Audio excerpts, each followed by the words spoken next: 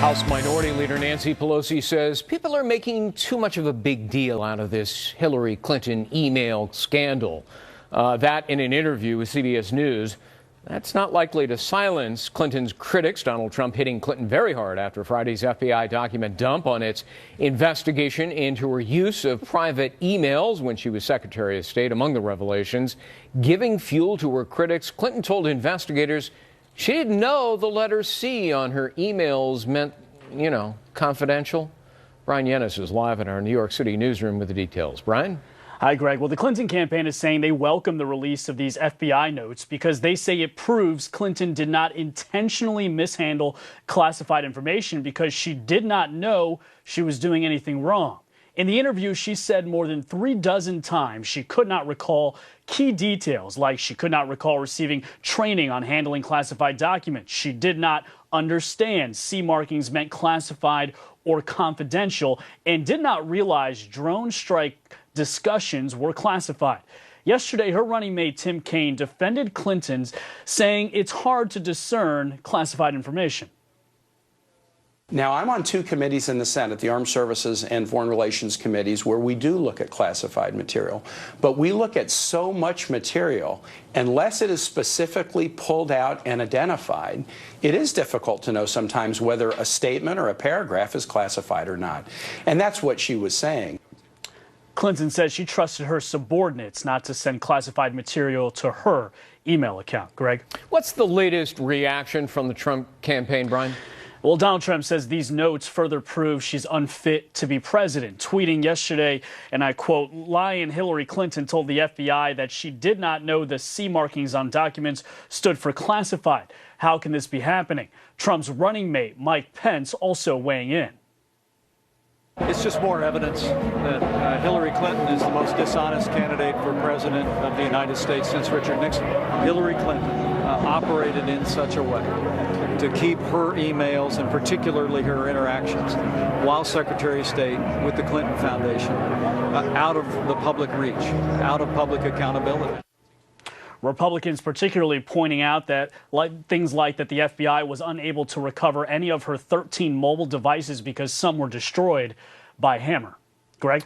All right, Brian Yennis. Brian, thanks. Let's bring back our panel now. Morgan Ortagus, who is a political strategist, former State Department press officer, national co-chair of the conservative Maverick PAC. Julie Rodzinski joins us, Democratic strategist, Fox News political analyst, former advisor to the late Senator Lautenberg. Thank you for being with us.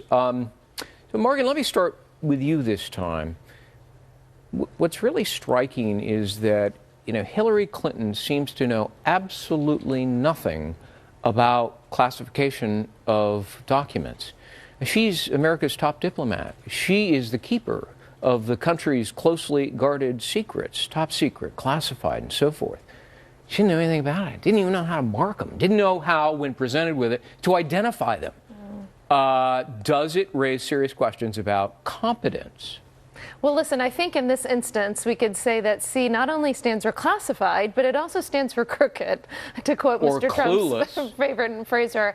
As somebody who worked at the State Department and the Treasury Department, we had to go through, I'm trying to remember, I think it was at least once a quarter, half a year, trainings about classification markings, how to handle this information. And it's really incredulous to me. And I think what we're going to see is that this is going to continue to hit her poll numbers. What you've seen the support that has the polls have tightened up in the past few weeks. It's not that Donald Trump has actually gained support. It's that Hillary Clinton is losing support because this goes again to her issue of credibility and how she can look the FBI in the face and say, I didn't know what C stands for, is something that I think even the person who sweeps the floor at the State Department knows what C stands for. When people are questioning, Donald Trump in particular, the health of Hillary Clinton, right or wrong, here she is telling the FBI, I can't remember anything because I got hit on the noggin in 2012 and had a concussion. That's only going to fuel the doubt. She is a lawyer, and as you are a lawyer, and I think she gave very precise answers to keep herself out of legal trouble. Now, you know what lawyers tell their client? When in doubt, say, I can't remember, because you can't get in trouble. There you go. Yeah, but oftentimes clients take that to mean, say, I don't remember anything. And that way you can't get in trouble. As I said, I think Morgan's right. It belies any credibility that she didn't really know what she was saying or what she was doing. I think this was a very lawyerly... So you think she lied? I think it was a very lawyerly response. I think it was parsed. You think she lied? I think it was parsed. You're calling it lawyerly, but I'm really it's lying, I would never sell your profession that way by calling you all liars. I think it was a very legalese way. Well, in this case, you know, she's the client. I think it was very legally parsed, the way her husband at one point very much legally parsed the definition of it is, right? But Morgan, I'm not going to disagree with anything you say. I've never had a classification background, but I did work in government. You do have trainings where you're taught to look at these things very carefully.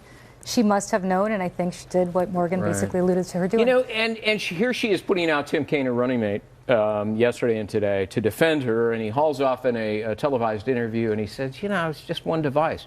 No, it was 13 devices.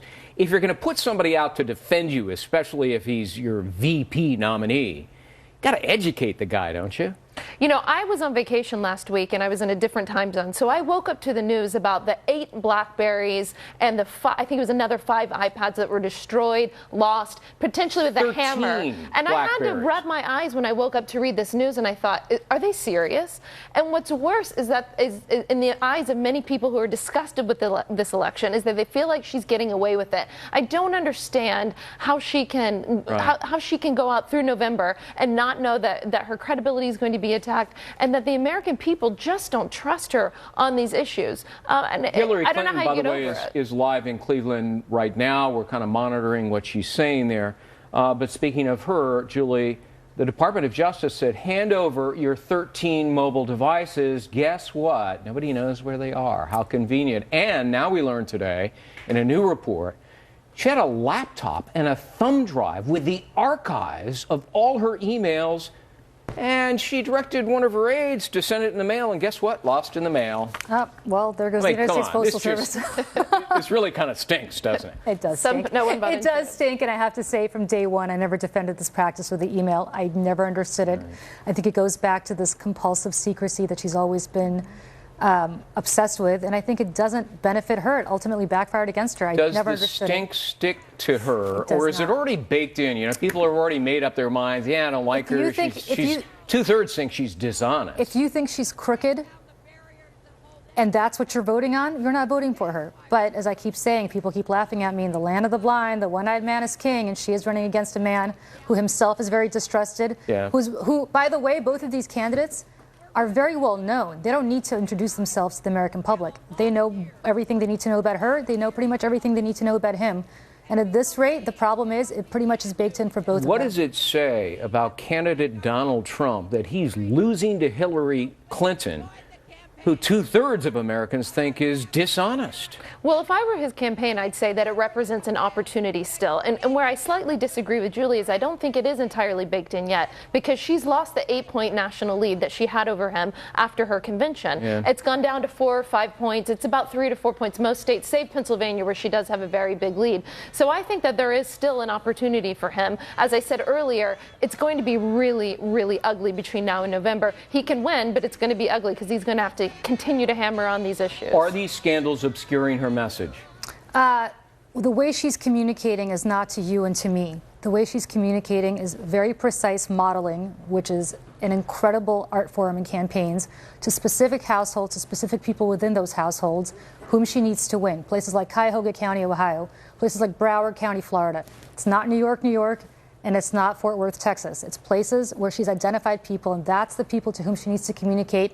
Those people are the people she needs to worry about being affected by this. It's been 275 days since she held a news conference with the national press.